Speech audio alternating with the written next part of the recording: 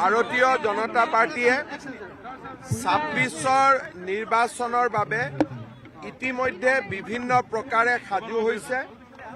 আজি ৫ জানুৱাৰী আজিৰ পৰা আমি ৱাল লিখন বা দেৱালত বিজেপিৰ প্ৰতীক চিহ্ন অংকন এই কাৰ্যসূচী আমি আৰম্ভ কৰিছোঁ।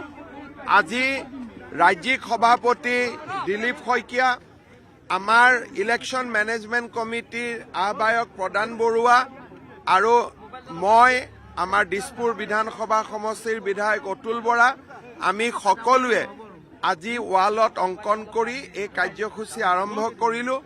গোটেই অসমতে আজি আমাৰ দলৰ কাৰ্যকৰ্তাসকলে এই অভিযানৰ একেলগে আৰম্ভ কৰিছে আৰু আমি নিৰ্দিষ্ট সময়ৰ ভিতৰত এই ৱাল লিখন আমি কমপ্লিট কৰিম।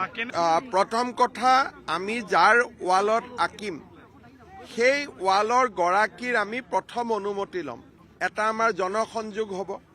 প্ৰথম গৰাকীৰ আমি অনুমতি ল'ম আৰু গৰাকীৰ অনুমতি লৈ কাৰ্যকৰ্তাসকলে পদুম ফুল বা কমল অংকন কৰিব।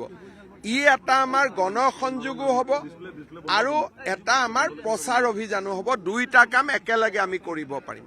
আমাৰ যিখিনি যি কাম আমি যোৱা ৫ বছৰ, যোৱা ১০ বছৰে কৰি আছোঁ, তাক আমি আৰু এমফেচিছ দিছোঁ। যেনেকৈ অসমৰ সুৰক্ষা বিজেপিৰ প্ৰতিজ্ঞা।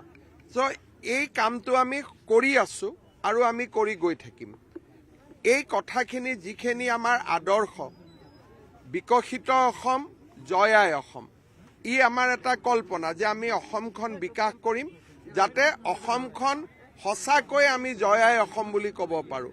তেনেকৈ আমাৰ কেইবাটাও শ্লোগান আছে। দুটা যেনেকৈ মই ক'লোঁ, অসমৰ সুৰক্ষা বিজেপিৰ প্ৰতিজ্ঞা, আমাৰ বিকশিত অসম, জয় আই অসম, বন্দে মাতৰম, বিজেপিৰ পণ বন্দে মাতৰম।